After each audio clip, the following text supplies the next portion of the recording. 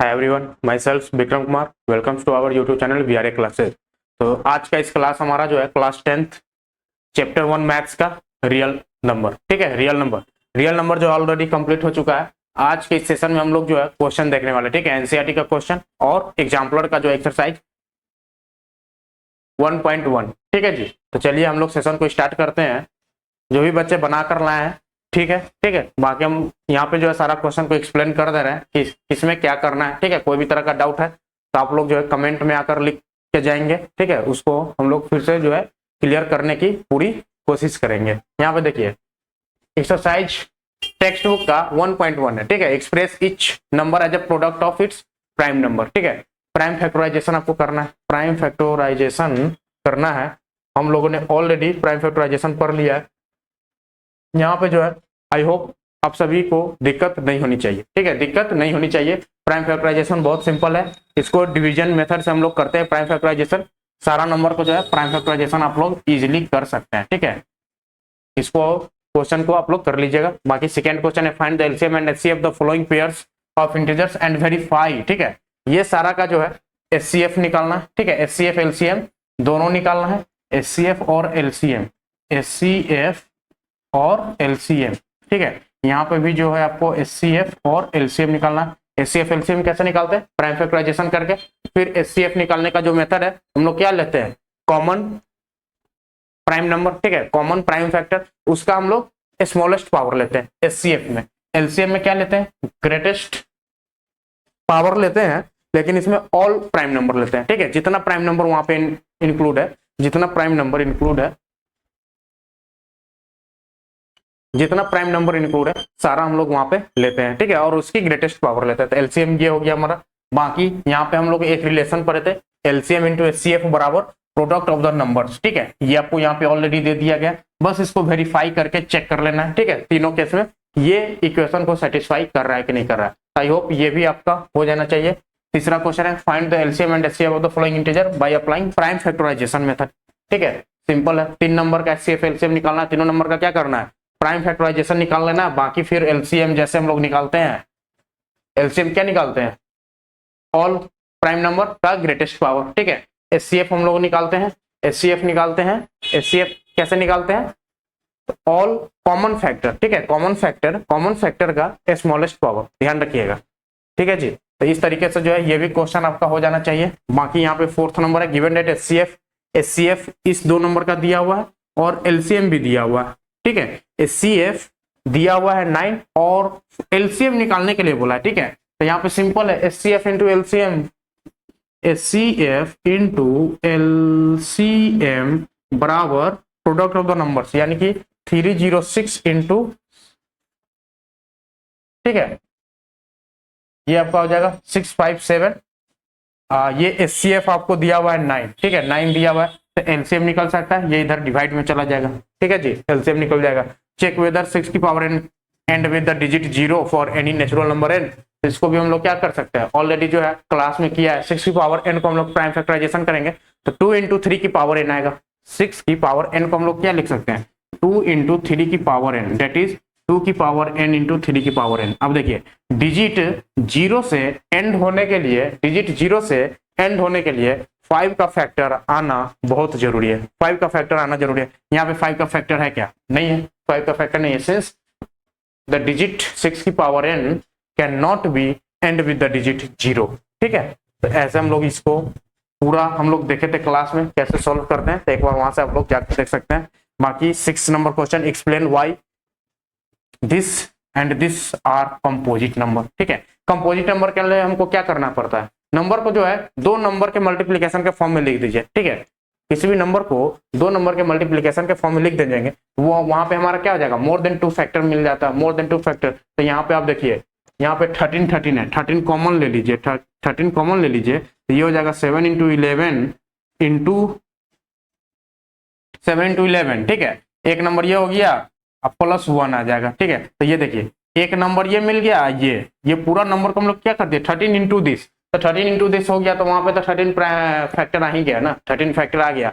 एक और इटसेल्फ के अलावा 13 फैक्टर मिल गया, तो ये हमारा क्या हो जाएगा? कंपोजिट नंबर होगा। इसमें आप देख लीजिए +5 है, तो यहाँ पे जो है 5 कॉमन निकाल लीजिए, 5 कॉमन निकाल लीजिए, बाकी जो नंबर आ जाएगा तो 5 इंटू नंबर हो जाता है, 5 इंटू नंबर, तो कोई भी नंबर जो है 5 इंटू कुछ नंबर के फॉर्म में आप जब वहां पे रिप्रेजेंट करेंगे तो वहां पे 5 क्या हो जाएगा, फैक्टर हो जाएगा, 5 क्या हो जाएगा, फैक्टर हो जाएगा। जैसे ही 5 फैक्टर हो गया था 1 और इटसेल्फ के अलावा 5 आ गया, यानी कि कंपोजिट नंबर हो गया। ठीक है, कंपोजिट नंबर हो गया। बहुत सिंपल होता है ये सब question. There are a circular path around sports field, Sonika takes. ये भी क्वेश्चन जो हम लोगों ने क्लास में करा रखा है। ठीक है, क्लास में करा रखा है, तो वहां से जो आप लोग इसको देख सकते हैं। यहाँ पे जो एक्सरसाइज आपका 1.1 कंप्लीट हो गया। अब देखिए एक्सरसाइज 1.2 में prove that root 5 is irrational. Simple है, रूट 5 इज इरेशनल। इसको हम लोग क्या लेते थे, ए बाई बी के फॉर्म में पहले रेशनल एज्यूम करते हैं, ए बाई बी लेते हैं, फिर इसको क्या करते हैं, क्रॉस मल्टीप्लाई, यानी कि रूट 5 बी इक्वल टू ए करते हैं। ठीक है, फिर इसको क्या करते हैं, फिर इसको स्क्वायर करते हैं, स्क्वायर करते हैं, तो ये हमारा आ जाता है 5b स्क्वायर बराबर ए स्क्वायर। अब देखिए ए और बी क्या हम लोग लेके चलते हैं, को प्राइम है, को प्राइम है। यहाँ पे 5 जो ए स्क्वायर को डिवाइड कर रहा है, तो 5 डिवाइड्स ए ऑल्सो होता है। ठीक है, इस तरीके से हम लोग करते हैं। तो यहाँ पे जो है ए को क्या लिख सकते हैं, 5 इंटू सी लिख सकते हैं, फिर ए स्क्वायर हम लोग लिख देते हैं 25, दोनों साइड स्क्वायर कर दीजिए, सी स्क्वायर। अब ए स्क्वायर की जगह ये सी 25 सी स्क्वायर पुट कर दीजिए, तो ये हो जाएगा 5b square equal to 25 C square. ठीक है, ये 5 से 25 कैंसिल, तो यहाँ से फिर से आ गया B square equal to 5 C square. अब देखिए 5 जो है बी स्क्वायर का फैक्टर हो गया, तो 5 जो है बी को भी डिवाइड करेगा। यहाँ पे देखिए 5 ए को भी डिवाइड कर रहा है, 5 बी को भी डिवाइड कर रहा है, यानी कि ए और बी का जो है कॉमन फैक्टर आपको 5 मिल जाता है, कॉमन फैक्टर 5 मिल जाता है। और ए और बी हम लोगों ने को प्राइम एज्यूम कर रखा है। ठीक है, को प्राइम एज्यूम किया, तो ये क्या हो गया, कॉन्ट्राडिक्शन हो गया, कॉन्ट्राडिक्शन हो गया। कॉन्ट्राडिक्शन क्यों हो गया, तो हम लोगों ने रॉन्ग एजम्पशन लिया था। क्या रॉन्ग एजम्पशन लिया था कि रूट 5 क्या है, रेशनल है, hence root 5 is irrational number. इस तरीके से जो हम लोग प्रूफ करते हैं। ये वाले सवाल तो और भी इजी होते हैं। इसमें सिंपल हम लोगों को क्या करना होता है, ए बाई बी के फॉर्म लेते हैं, रेशनल एज्यूम करते हैं, ए बाई बी का फॉर्म लेते हैं, और इरेशनल और रेशनल नंबर को हम लोग सेपरेट करते हैं। ठीक है, इक्वल टू के एक साइड रेशनल नंबर को लाते हैं, जैसे कि यहाँ पे देख सकते हैं 3 + 2 root 5 equal to A by B हुआ। ठीक है, तो इसको क्या कर सकते हैं, 2 root 5 equal to A by B -3। ठीक है, ए बाई बी -3, ये उधर जाएगा तो -3 हो जाएगा। इसका एलसीएम ले लीजिए, तो ये हो जाएगा आपको बी एलसीएम हो जाएगा, तो ए -3b आ जाएगा। ठीक है, यहाँ से रूट 5 इक्वल टू हो जाएगा ए -3b अपॉन 2b। ठीक है, अपॉन 2b। अब देखिए ये आपका एक साइड इरेशनल हो गया, एक साइड आपका रेशनल हो गया, और रेशनल इक्वल टू इरेशनल आ गया, तो ये भी क्या हो गया, हमारा कॉन्ट्राडिक्शन हो गया, ताकि रेशनल इक्वल टू इरेशनल कभी नहीं होगा। ठीक है, ये कॉन्ट्राडिक्शन क्यों एराइज हुआ, तो हम लोगों ने रॉन्ग एजम्पशन माना था कि 3 + 2 रूट 5 क्या है, रेशनल है, हेंस 3 + 2 रूट 5 इज इरेशनल। ऐसे हम लोग ऐसे सवाल को जो है प्रूफ करते हैं। ठीक है, 1/√2 भी इसी तरीके से, 7/√5 भी आपका हो जाएगा, 6 + √2 भी आप प्रूफ कर सकते हैं। ठीक है, यहाँ पे क्या करना होता है, इक्वल टू के एक साइड आपको रेशनल टर्म को लेके आना होता है, इक्वल टू के दूसरी साइड जो है ऑल रेशनल टर्म को एक साइड कर दीजिए और इरेशनल टर्म को एक साइड कर दीजिए, बाकी वहां पे रेशनल इक्वल टू इरेशनल आ जाएगा, तो वो हमारा क्या हो जाएगा, कॉन्ट्राडिक्शन हो जाएगा। उसके बाद हम लोग वहां पे क्या लिखेंगे, this contradiction arises due to our wrong assumption. और वो रॉन्ग एजम्पशन हमारा क्या होता है, जो वैल्यू दिया होता है उसको हम लोग रेशनल मान लेते हैं, तो वो रेशनल नहीं होकर क्या होगा, इरेशनल हो जाएगा। ठीक है जी, तो ये बहुत सवाल होते हैं, ये इंपॉर्टेंट मार्क इसको कर सकते हैं। ठीक है, इंपॉर्टेंट, इसमें से जो है कंसेप्ट आपको क्लियर होना चाहिए। ठीक है, डिजिट आपको इधर उधर हो सकता है, लेकिन √2 √3 √5 इसमें से जो है हर एक साल एक नया क्वेश्चन आता है। ठीक है, या फिर इस तरीके से पूछे या फिर इस फॉर्मेट में पूछे। ठीक है, तो ये जो है आपका इंपॉर्टेंट क्लास होने वाला है, इंपॉर्टेंट सेक्शन होने वाला है, जो कि एक क्वेश्चन आपको एग्जाम में फिक्स कर दे रहा है। ठीक है, एक क्वेश्चन आपको यहाँ से एग्जाम में फिक्स है। अब चलिए, ये आपका एनसीईआरटी टेक्स्ट बुक खत्म हो गया। एग्जाम्पलर का एक्सरसाइज 1.1 होगा जी, ये एग्जाम्पलर का जो है 1.1 है। ठीक है, ये 1.1 हो गया।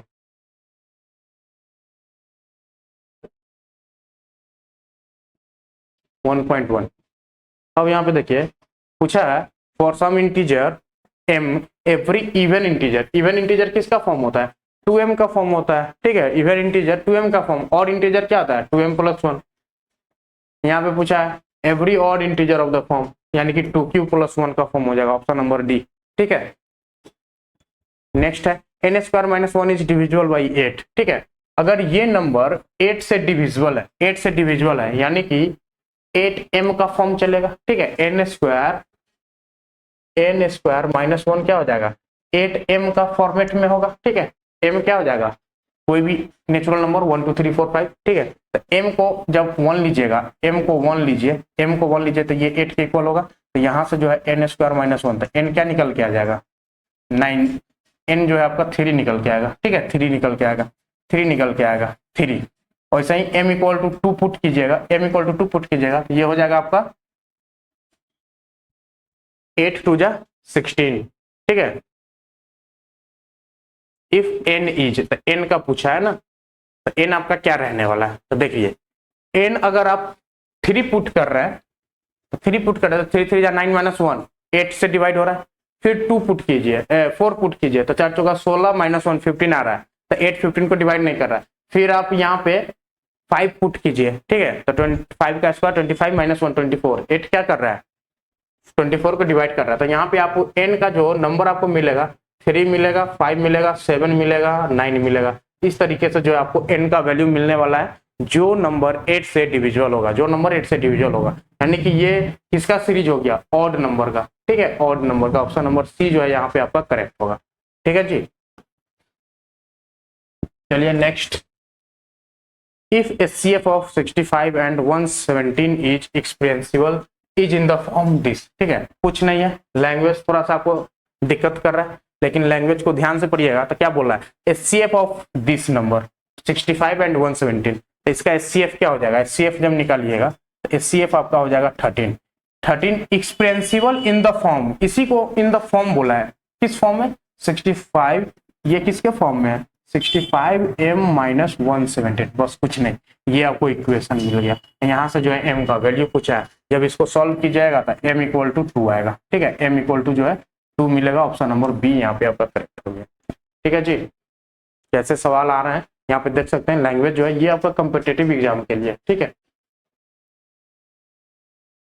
अभी जैसे CHS BHU का एग्जाम होने वाला है। ठीक है, CHS BHU का एग्जाम होने वाला है मई में, तो वहाँ पे जो है इस तरीके का क्वेश्चन देखा जा सकता है। ठीक है, इस तरीके का जो क्वेश्चन आपको वहाँ पे जरूर मिलेगा। इसलिए जो बच्चे CHS BHU का एग्जाम की तैयारी कर रहे हैं वो एग्जाम्पलर को जो है जरूर बना के जाइएगा। ठीक है, एग्जाम्पलर का कम से कम ऑब्जेक्टिव जो क्वेश्चन है उसका ऑब्जेक्टिव क्वेश्चन जो है लगभग हर एक चैप्टर का फर्स्ट एक्सरसाइज। ठीक है, एग्जाम पॉइंट 1 वाला। ठीक है, एक्सरसाइज जैसे कि 1.1 2.1 3.1 जितने भी चैप्टर है सबके कम से कम ऑब्जेक्टिव क्वेश्चन जो है श्योर आप लोग करके जाइएगा, वो आपको बहुत बेनिफिट करने वाला है। ठीक है, अब देखिए यहाँ पे the largest number which divides, ये सारा क्या है आपका 1.1 चल रहा है एक्सरसाइज।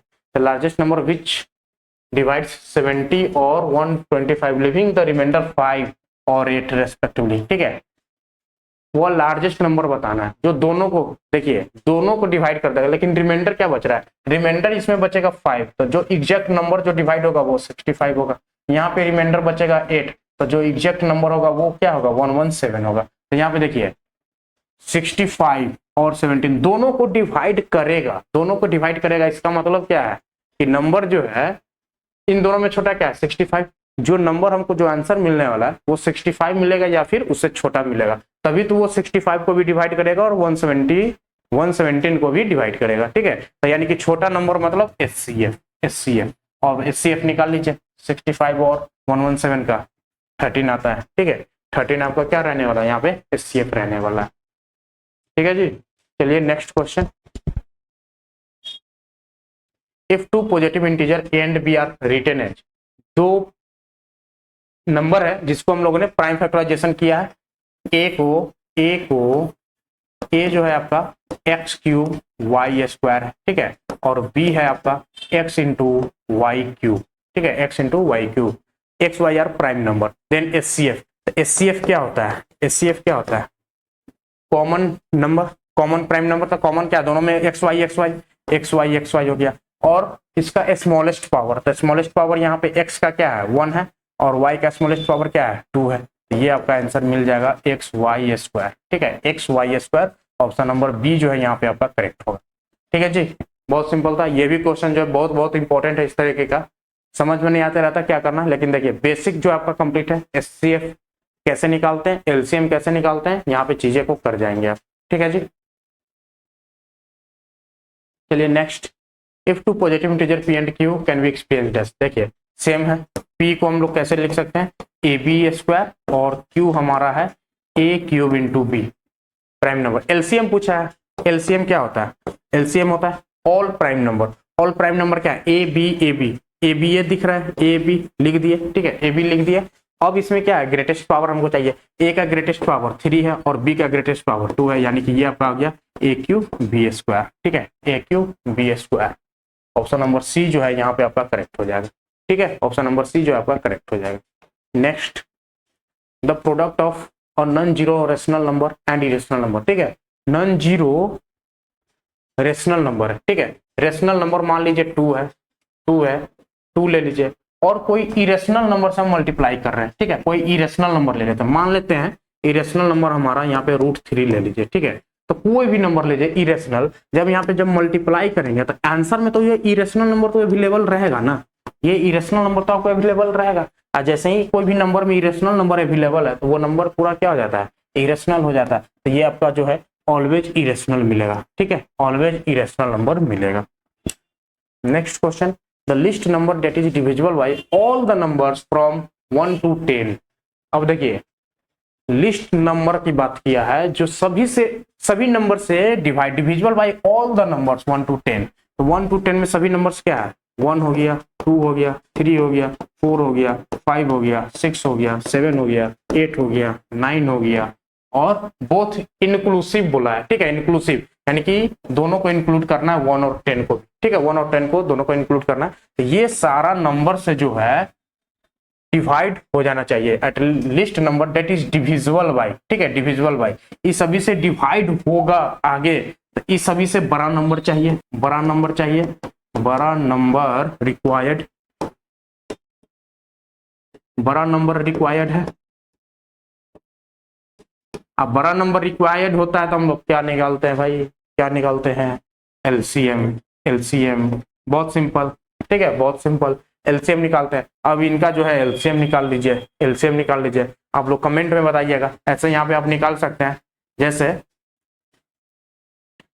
1, ठीक है, 1 का 1 ही रहेगा, 2 का 2 ही रहेगा, 3 का 3 रहेगा, 4 को आप क्या लिख सकते हैं, 4 को आप लिख सकते हैं 2 into 2, ठीक है, 2 into 2, बाकी 5 को आप 5 को आप 5 ही लिखेंगे, 6 को आप क्या लिख सकते हैं 3 into 2, ठीक है, 3 into 2, 7 आपका 7 रहेगा, 8 को आप लिख सकते हैं 2 का क्यूब, ठीक है, 2 का क्यूब, 9 हो जाएगा 3 का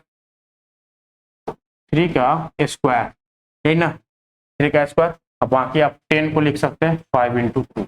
अब यहाँ पे जो है एलसीएम लेना है, एलसीएम लेना है, तो सभी नंबर का जो है प्राइम फैक्टराइजेशन लेते हैं ना, प्राइम फैक्टराइजेशन, प्राइम फैक्टराइजेशन, कितना प्राइम नंबर है, कितना प्राइम नंबर है, प्राइम नंबर टोटल हो गया आपका 1 2 3 4 नहीं है, 5 5 7, ठीक है, इतना ही प्राइम नंबर है, ऑल प्राइम नंबर ले लिया। अब इसका ग्रेटेस्ट पावर चाहिए, 1 का ग्रेटेस्ट पावर 1 है, 2 का ग्रेटेस्ट पावर क्या हो जाएगा, यहाँ पे 2 स्क्वायर है, 2 क्यूब है, ठीक है, तो क्यूब हो जाएगा। 3 का ग्रेटेस्ट पावर क्या हो जाएगा, 3 का स्क्वायर है तो स्क्वायर हो जाएगा। 5 का ग्रेटेस्ट पावर यहाँ पे भी 1 है, यहाँ पे भी 1 है, 1 आ जाएगा। 7 का ग्रेटेस्ट पावर 1 है। अब देखिए इस सभी को मल्टीप्लाई कर दीजिए, ये नंबर बन जाएगा 2 का क्यूब, 2 का क्यूब, 2 दूनी 4 दूनी, ये सब क्या आपस में मल्टीप्लाई हो जाएंगे, तो 2 दूनी 4 दूनी 8, 8 इंटू 3 तिहाई 9 इंटू 5 इंटू 7, टोटल मल्टीप्लाई करके लिखेंगे इसको, जो आपको आंसर आ जाएगा वो आपका आंसर हो जाएगा। ठीक है जी, तो एलसीएम आपको निकालना था, मेनली 1 से 10 तक का नंबर का जो है एलसीएम निकालना था। ठीक है, चलिए next, the decimal expansion of the rational number, ठीक है, विल टर्मिनेट्स आफ्टर, ये भी कंसेप्ट हम लोगों ने देखा था। सबसे पहले तो टर्मिनेटिंग का कंडीशन क्या होता है, टर्मिनेट कर रहा है number,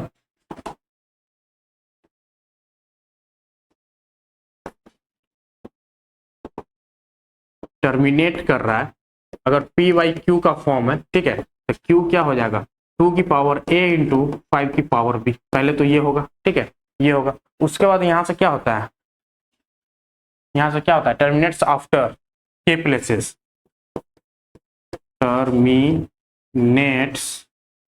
terminates after k places where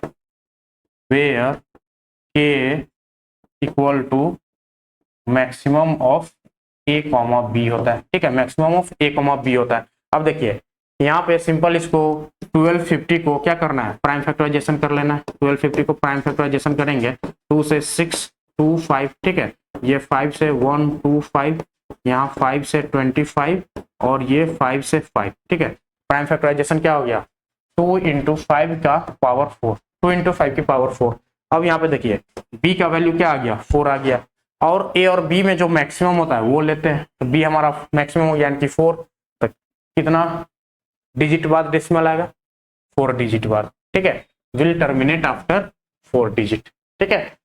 ये हमारा ऑप्शन डी यहाँ पे आपका करेक्ट हो जाएगा, ठीक है जी। डी आपका जो है यहाँ पे करेक्ट हो जाएगा। चलिए आज का सेशन यहाँ पर समाप्त हो गया, ठीक है। बाकी हम लोग नेक्स्ट क्लास में फिर से क्वेश्चन देखने वाले एग्जाम्पलर का जो है नेक्स्ट एक्सरसाइज, ठीक है। एग्जाम्पलर का नेक्स्ट एक्सरसाइज हम लोग नेक्स्ट क्लास में करेंगे। बाकी आज के लिए इतना ही रखते हैं। थैंक यू वेरी मच, मिलते हैं नेक्स्ट वीडियो में।